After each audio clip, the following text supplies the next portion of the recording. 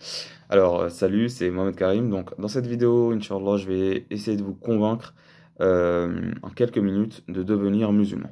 De devenir musulman. Pour ce faire, je vais vous présenter deux types d'arguments. Un premier type d'argument concernera le dogme islamique et sa pertinence et pourquoi il ne peut pas être faux. Par la réflexion, par la raison, pourquoi est-ce que le dogme islamique est vrai? Et on va étudier cela en précision avec la question de l'existence, de la présence et de l'unicité d'Ar-Rahman subhanahu wa ta'ala, d'Allah subhanahu wa ta'ala, avec cette première question. Ensuite, avec la question de la véracité du Coran al-Karim, pourquoi est-ce que le Coran est un livre vrai ou qu'est-ce qui confirme cela? On va voir des preuves qui nous permettent de confirmer cela avec certitude. Ensuite, on verra l'envoi de messagers. Donc, tout ça, ça fait partie du dogme islamique. Donc, l'envoi de messagers, et notamment de Mohammed, paix et salut d'Allah sur eux tous. Et on verra des preuves de la véracité de leur envoi et du fait qu'ils aient bien été messagers d'Allah subhanahu wa ta'ala, sur eux tous la paix et le salut. Ensuite, on parlera du jour du jugement dernier, de la pertinence de croire en un jour du jugement où les œuvres des gens seront jugées, et aussi où il y aura un règlement des comptes qui n'auraient pas été faits dans ce bas monde-là et des droits qui seraient encore réclamés et qui n'auraient pas été dans ce monde-là. Donc ça, c'est le premier type d'argument que je vais essayer de vous présenter. Donc, la pertinence du dogme islamique et des arguments qui prouvent la véracité du message de l'islam.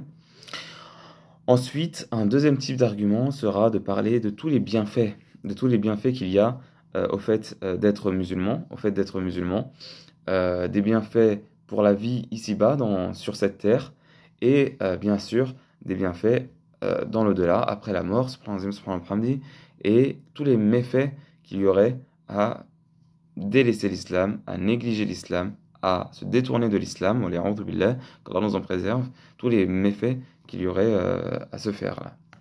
Voilà, donc on va commencer. Donc pour les premiers arguments, que vous pourrez trouver les arguments dans ce livre-là, L'intelligence d'être musulman. Je mettrai éventuellement un lien en bas, Inch'Allah, pour que vous ayez accès à la version e-book et même à la version... pour la version papier, vous pourrez me demander. Alors, premièrement, sur l'existence divine, sur l'existence de Dieu, subhanahu wa ta'ala, pourquoi est-ce que c'est pertinent de croire en un Dieu unique? C'est pertinent de croire en un Dieu unique, tout d'abord dans la création. Tout d'abord, le premier argument que je vais utiliser, c'est la création. C'est la création qu'il y a, la création parfaite. La création parfaite, الذي أتقن كل شيء خلقه. Allah الذي أتقن كل شيء خلقه. Allah qui a parfait toute chose qu'il a créée, subhanahu wa ta'ala. On voit ce ciel, comment il a été élevé, ces nuages, comment ils ont été faits, comment ils bougent, notre propre création à nous, la création des animaux, la création des végétaux, etc., etc. Toute cette création qui est faite avec grandeur, avec majestuosité, subhanallah, quand vous savez qu'il y a des kilomètres, les vaisseaux sanguins, etc., etc. Tout ça, c'est somptueux. Tout ça, c'est somptueux. Et on voit par exemple ce ciel qui n'a aucune fissure, qui n'a pas été fait avec négligence. Ça a été l'œuvre, la création d'un créateur, subhanahu wa ta'ala, majestueux, karimun, azimun, jabbarun, subhanahu wa ta'ala. Ça, c'est le premier argument. On le voit dans comment est-ce que la création a été faite. Par exemple, Allah subhanahu wa ta'ala décrit la création de l'homme. Et ensuite, الذي خلق سبع طرائق الذي خلق فوقكم سبع طرائق وما كنا عن الخلق غافلين. Il n'a pas été dans la création négligent. Il y a cette création qu'on voit qui est une preuve de l'existence d'un créateur. Aussi son unicité, dans l'harmonie des cieux et de la terre, on voit que le soleil à une certaine, à une certaine, à un certain parcours, bon, à un certain parcours, il était évoqué que le soleil aussi tourne sur lui-même, etc. Euh, le fait que qu'on puisse respirer l'air, qu'on puisse vivre à partir de cet air qui a été fait avec l'oxygène, qu'on puisse manger des choses, etc. Tout ça, c'est dans un monde harmonieux. C'est dans un monde harmonieux, subhanallah, subhanallah, et ça prouve que, subhanallah, subhanallah, ça prouve que, euh, ça prouve que il y a un unique créateur. Puisque s'il y avait plusieurs créateurs, eh ben, ça n'aurait pas été harmonieux comme ça l'est. Subhanallah, subhanallah. وَإِنْ كَانَتْ فِيهِمَا آلِهَةً إِلَّا اللَّهُ لَفَسَدَتَا. S'il y avait d'autres dieux à part Allah subhanahu wa ta'ala, les cieux et la terre se corrompraient, ne pourraient pas être comme ils sont. Là, ils sont très harmonieux, je peux respirer, je peux manger des aliments, les autres créatures aussi, etc., etc. On vit dans un monde harmonieux, ça prouve l'unicité. Ça prouve l'unicité du créateur et du Dieu, subhanahu wa ta'ala. Aussi, subhanahu wa ta'ala, il y a le fait que, subhanallah, le roi des rois est unique. Le roi des rois est unique. S'il y avait plusieurs dieux, ils se concurrenceraient. Ils se concurrenceraient pour avoir la royauté uniquement. Là, il y a un Dieu unique qui met les règles, lui uniquement, voilà, qui décide de qui meurt, qui vit, qui donne la subsistance, qui fait descendre la pluie, etc., etc. Il gère tout le monde, subhanahu wa ta'ala, yudabbiru al-amr, yudabbiru al-amr. Donc ça, c'est des arguments pour confirmer l'unicité d'un Dieu, dans ce monde-là. Allah subhanahu wa ta'ala, il est unique. Istawa ala al-arsh, il s'est établi sur le trône. C'est le roi des rois, subhanahu wa ta'ala, le roi de la royauté, qui donne la royauté à qui il veut et qui l'enlève de qui il veut, subhanahu wa ta'ala. Ça, c'est pour le Dieu unique. Ensuite, pour l'envoi de messagers, il n'est pas étonnant qu'un Dieu généreux comme Allah subhanahu wa ta'ala, qu'un Dieu grand comme Allah subhanahu wa ta'ala envoie des messagers pour guider les gens vers son chemin. Des messagers qui seront obéis, qui seront pris comme modèle pour aller vers Allah subhanahu wa ta'ala ensemble, avec ces messagers, sur eux la paix et le salut. Ce n'est pas étonnant, ce n'est pas étonnant. S'il y a un paradis et un enfer, un paradis pour les gens vertueux, pour les gens bons, pour les gens pieux, et un enfer pour les criminels qui auront dépassé les limites d'Allah subhanahu wa ta'ala et qui auront désobéi à Allah subhanahu wa ta'ala, Allah subhanahu wa ta'ala, par sa grandeur, par sa générosité, montre le chemin avec des livres qu'il descend sur des messagers de sa part. Parmi les messagers, on a Moïse, par exemple, Abraham, sur eux la paix et le salut, Jésus, sur lui la paix et le salut, et Mohammed, paix et salut d'Allah sur eux, et d'autres prophètes et messagers. Donc ça, ce n'est pas étonnant. Et la prophétie de Muhammad sallallahu alayhi wa sallam, elle est aussi pas étonnante, parce que Muhammad sallallahu alayhi wa sallam, il était connu pour sa sincérité et sa véracité. Il était connu pour sa véracité. Avant même sa prophétie, il était appelé As-Sadiq al-Amin. As-Sadiq al-Amin, le véridique et le digne de confiance. Les gens lui faisaient confiance, Muhammad sallallahu alayhi wa sallam. Il était une personne qui ne mentait pas sur les petites choses. Alors comment il allait mentir sur le Créateur, sur Allah subhanahu wa ta'ala, sur la religion, qui est un mensonge encore plus grand. Et par exemple, sa femme, Aïcha radiyallahu anha, qu'Allah subhanahu wa ta'ala l'agrée, décrivait ce prophète-là, Muhammad sallallahu alayhi wa sallam, comme un Coran qui marchait, alors qu'elle était au plus proche de lui, elle était très proche de lui, mais elle voyait sa sincérité vis-à-vis du Coran. Et aussi, alayhi salatu wassalam, le fait qu'il pleurait pendant la nuit en prière. Et il restait tellement debout que ça pouvait même se voir sur ses pieds, alayhi salatu wassalam. Il était sincère, alayhi salatu wassalam, il n'avait pas les caractéristiques d'un menteur. Sur lui, la paix et le salut. Et le livre d'Allah subhanahu wa ta'ala, le Coran, qu'est-ce qui peut nous confirmer que c'est bien la parole d'Allah subhanahu wa ta'ala? C'est la parole d'Allah subhanahu wa ta'ala, puisque subhanahu wa ta'ala dit, déjà il n'y a pas de contradiction. Le Coran parle de choses immenses, parle de l'humanité, de notre passé, de notre avenir, du ciel, de la terre, de la vie, etc.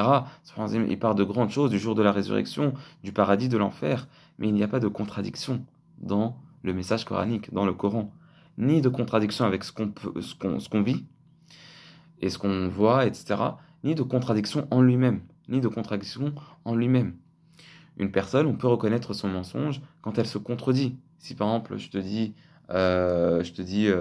je suis allé, par exemple, une personne est accusée d'un vol, elle dit, bon, on lui dit, un objet a été volé de 8 heures à 10 heures, il dit, bah, c'est impossible, moi de 8 heures à 10 heures, j'étais au magasin, ou j'étais au marché.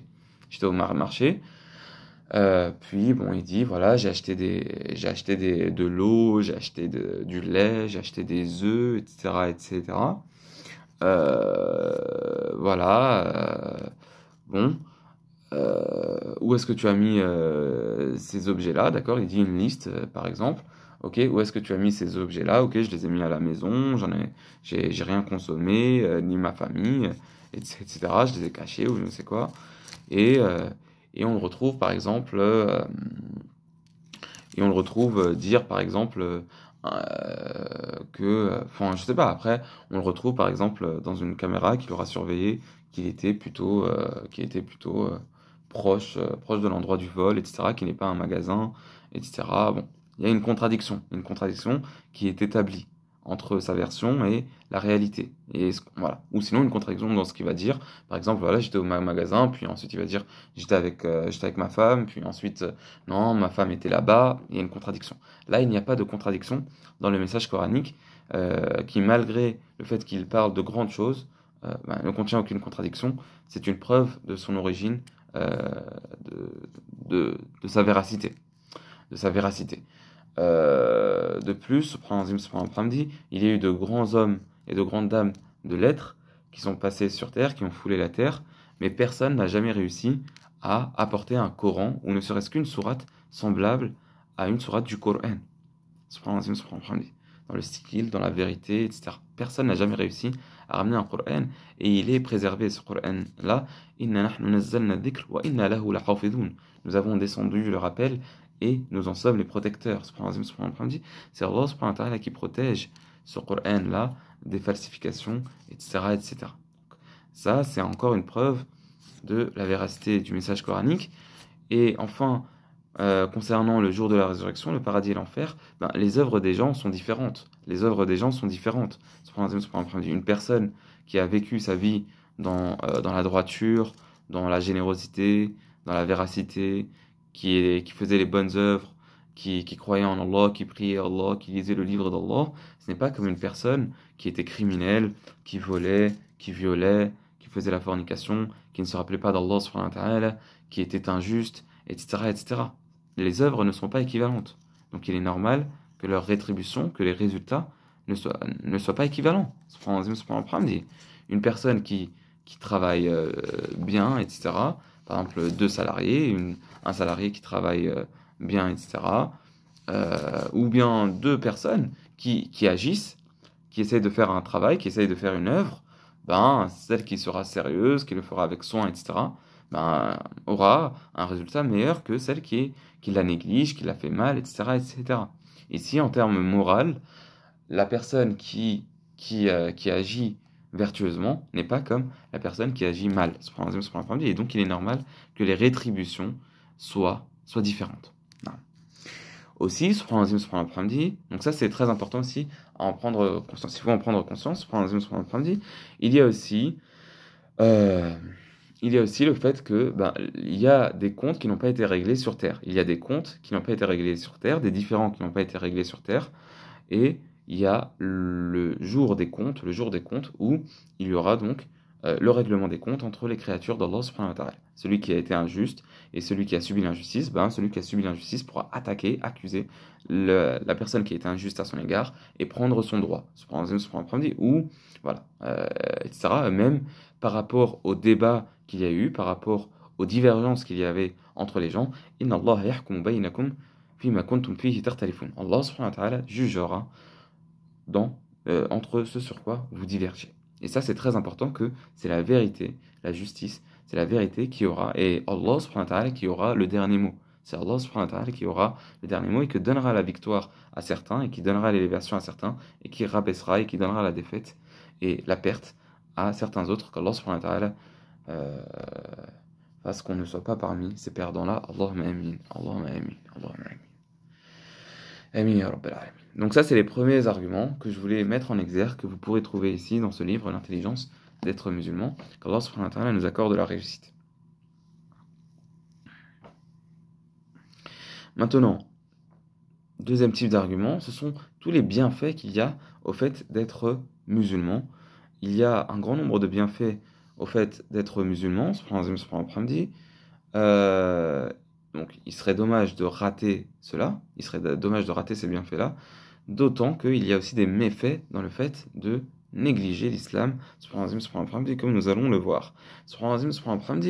Alors parmi les bienfaits qu'il il y a bien évidemment ce lien spirituel constant, permanent et fréquent qu'on a avec Allah subhanahu wa ta'ala. Le fait qu'il y ait 5 prières par jour, à l'aube, vers le midi, vers l'après-midi, au coucher du soleil, après le coucher du soleil et, euh, et, euh, et pendant la nuit, subhanahu l'après-midi, il y a un lien qui est avec Allah subhanahu wa ta'ala, un lien qui est avec Allah subhanahu wa ta'ala. Et plus tu es en lien avec Allah subhanahu wa ta'ala, plus tu essaies de te rapprocher d'Allah subhanahu wa ta'ala, Al-Karim, Al-Halim, Al-Kabir, subhanahu wa ta'ala, et ben ça va te purifier, Inch'Allah. Comme Allah subhanahu wa ta'ala dit, Inna as-salata tanha 'anil fahsha'i wal munkar wa la dhikrullahi akbar. Euh, la prière fait empêcher du fahsha, de la vulgarité et des mauvaises choses, et del munkar, et des mauvais actes, et des actes répréhensibles.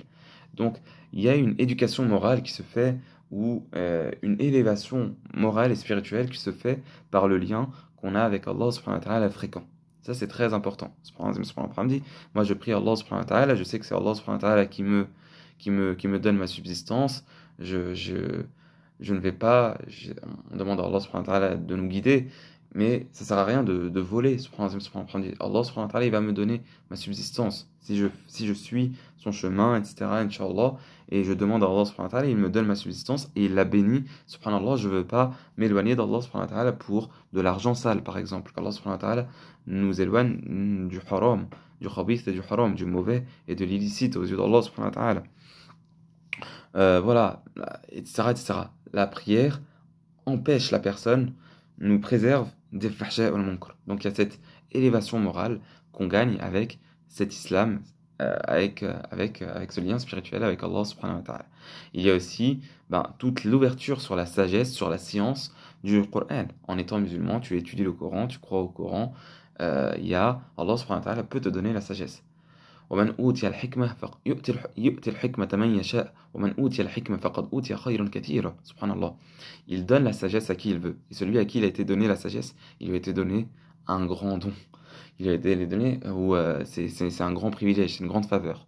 Le fait d'étudier, le fait d'avoir la sagesse qu'Allah subhanahu wa ta'ala te donne, voilà, subhanahu wa ta'ala, c'est quelque chose qui est grandiose. Subhanahu wa ta'ala, il y a aussi toute la purification, il y a aussi toute la purification avec la prière, avec la purification rituelle ou la purification qu'on doit faire pour prier, notamment quand on est en état, par exemple, après avoir eu un rapport avec sa femme ou avec son homme, etc. Il faut se doucher ou faut se laver, etc. Pour faire la prière, faut se laver, faut faire les ablutions mineures, on appelle cela comme ça, le wudu, ou sinon en arabe, el ghusl, voilà, pour se laver, etc. Il y a aussi une bonne hygiène de vie avec la prière. Voilà, on se lève tôt le matin. Il est recommandé de ne pas redormir après, d'être actif pendant la matinée, qui est un moment privilégié. Où le prophète sallallahu alayhi wa sallam dit ce qui s'approche de cela. Allahumma barik Allahumma barik fi bukuri ummati, ou Allahumma barik li ummati fi bukuriha, ou proche de cela. Allahumma béni pour ma communauté dans son matin, dans son tôt. Il y a le fait de ne pas manger n'importe quoi, de ne pas trop manger, de jeûner. Le jeûne, par exemple, on voit qu'il y a des méthodes de jeûne intermittent qui sont demandées. Le jeûne islamique, il y a cela. Donc, il y a une bonne hygiène de vie, subhanallah, le fait de ne pas multiplier excessivement c'est être marié, etc. Subhanallah, euh, il y a aussi le fait de manger de bonnes choses et de manger halal. Subhanallah.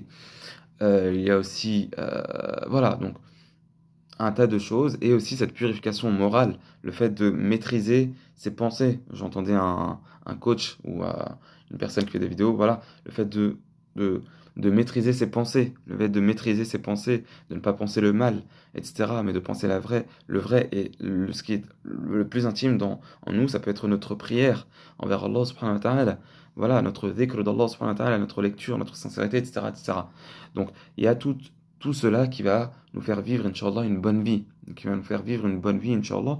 Et d'ailleurs, Allah subhanahu wa ta'ala dit dans le Coran al-Karim, من عمل صالحا من ذكر أو أنثى وهو مؤمن فلنحيينه حياة طيبة ثم لنجزينهم أجرهم بأحسن ما كانوا يعملون. Dans Surat al-Nahl, si je l'ai bien dit, je pense que je l'ai bien dit, من عمل صالحا من ذكر, parce que parfois on manque, etc.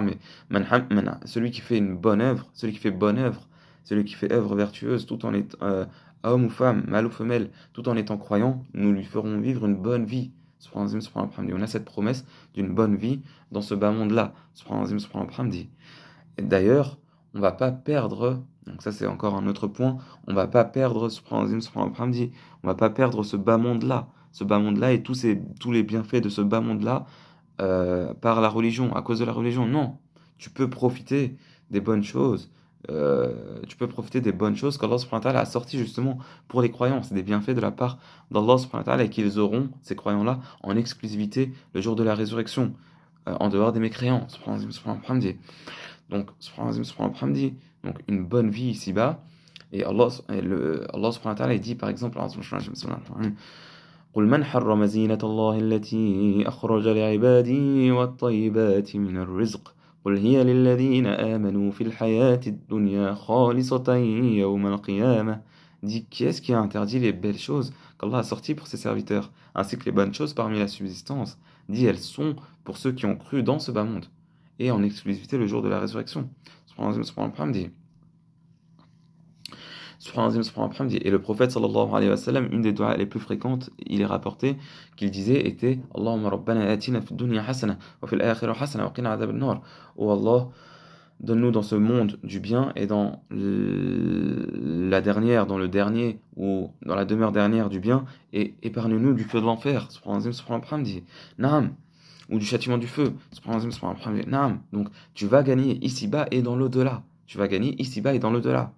Plus tout l'optimisme que tu vas avoir, tout l'espoir qu'il y a.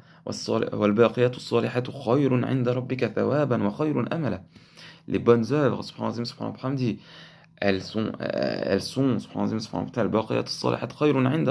meilleures auprès de ton Seigneur. En termes de récompense. Quand tu vas retrouver Allah subhanahu wa ta'ala, il te récompensera.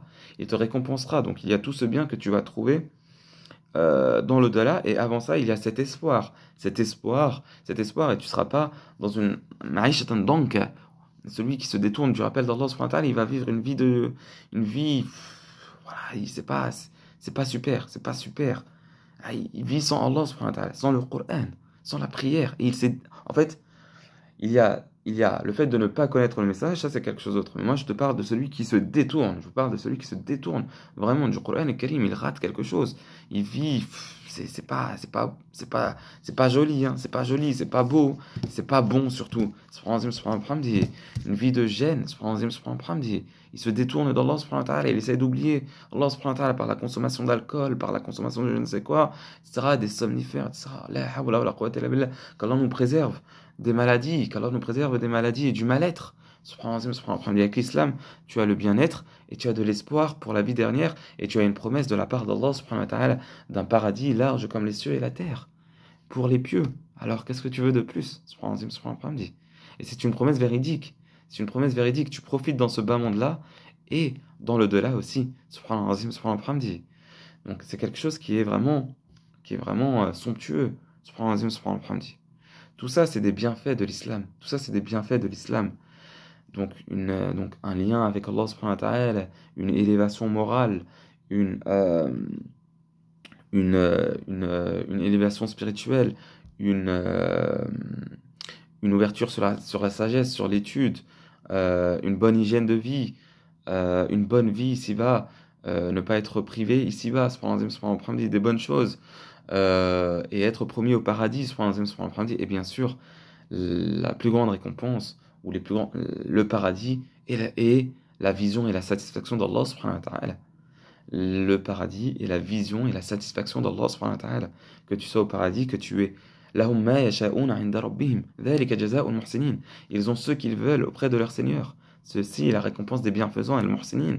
Subhanallah, subhanallah.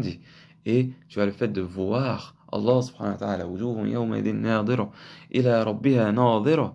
Tu verras ton Seigneur satisfait, qui est satisfait de toi et qui blanchira le visage des habitants du paradis. On demande à Allah subhanahu wa ta'ala d'être parmi eux. Donc voilà, donc tout ça ce sont des arguments qui doivent vous pousser à devenir musulman, Inch'Allah. Il n'y a pas de contrainte, je ne peux pas, et personne, et même le prophète Mohammed sallallahu alayhi wa sallam, il n'a pas été envoyé pour forcer les gens à être musulmans. Non, c'est toi-même, Inch'Allah, qui dois prendre ce chemin avec tibi nafs, avec bonne foi et avec envie et avec enthousiasme même. Voilà, tu vas être heureux, Inch'Allah. Tu auras ce que tu veux, Inch'Allah, au paradis, auprès de ton Seigneur. Du poulet, de la viande, des fruits accoudés avec tes frères, avec ton époux, ton épouse. Euh, tu as tout ce que tu veux. Et la satisfaction d'Allah, subhanahu wa ta'ala, la miséricorde d'Allah, subhanahu wa ta'ala, une joie en toi, une miséricorde. Subhanahu wa ta'ala dit Inna lillahi wa inna ilayhi raji'un. Qu'Allah subhanahu wa ta'ala nous donne le khir, Allahumma amin. Donc, subhanahu wa ta'ala dit tous ces arguments, voilà. La ikrah fi din, c'est pas un être humain qui va te forcer. Non, c'est pour toi. C'est pour toi que tu le fais. C'est pour toi que tu le fais. C'est pour toi que tu le fais. Subhanahu wa ta'ala dit. Qu'est-ce que je voudrais dire encore? Voilà, ça doit nous pousser à cela, Inch'Allah, et c'est une promesse véridique. Qui est plus véridique qu'Allah subhanahu wa ta'ala, et qui tient mieux sa promesse qu'Allah subhanahu wa ta'ala. La ilaha illallah. La ilaha illallah. Subhanahu wa ta'ala. Dirigez-vous, Inch'Allah, vers l'islam. Si vous voulez vous diriger, contactez-moi, Inch'Allah. Je vous indique comment vous convertir à l'islam, Inch'Allah, subhanahu wa ta'ala. Je peux vous accompagner aussi, Inch'Allah, subhanahu wa ta'ala. Et vous allez trouver beaucoup de bien. Mais il faudra agir. Il faudra faire la prière, se lever le matin à l'aube pour prier, se laver, etc. C'est des efforts, mais c'est des bons efforts. C'est des bons efforts qui en valent, qui en valent la peine, ou qui en valent le coup, entre guillemets, qui en valent la peine, qui en valent le travail, quoi, l'effort. Ça vaut. C'est quelque chose de très positif. Donc voilà pour cette vidéo. J'espère que je vous aurai convaincu à entrer dans cette noble religion, qu'est l'islam, et prendre le chemin de tous les croyants, de tous les prophètes, et à se diriger vers Allah subhanahu wa ta'ala, et qu'Allah subhanahu wa ta'ala nous accorde la guidée et le bien dans ce monde, et le bien dans la akhirah, et qui nous donne le paradis le plus haut, al-firdaus al-a'la, et qu'Allah nous préserve de tout mal. Allahumma afina wa'fu anna wa tub alayna warda anna waj'alna min as-salihin al-muslihin أهل الصدق والإيمان والقرآن. اللهم تب علينا وارض عنا واكرمنا وبارك فينا. وصلوات الله وسلامه على نبينا محمد. ربنا آتنا في الدنيا حسنة وفي الآخرة حسنة وقنا عذاب النار. اللهم اصلح لنا ديننا الذي هو عصمة أمرنا، واصلح لنا دنيانا التي فيها معاشنا، واصلح لنا آخرتنا التي فيها معادنا، واجعل الحياة زيادة لنا في كل خير، والموت راحة لنا من كل شر. وتب علينا وارض عنا واحفظنا واجعلنا أتباع النبيين والصديقين، أتباع المؤمنين كما تحب وترضى. اللهم وفقنا لما تحب وترضى. والسلام عليكم ورحمة الله وبركاته أيها المؤمنون. Et donc voilà pour cette vidéo, et voilà, vous êtes les bienvenus, Inch'Allah. C'est la religion qu'il vous faut, Inch'Allah, pour emprunter le chemin du bonheur éternel, et qu'Allah subhanahu wa ta'ala vous accorde la réussite, à ceux qui auront visionné cette vidéo, et nous l'accorde aussi, et euh, et qu'il nous guide tous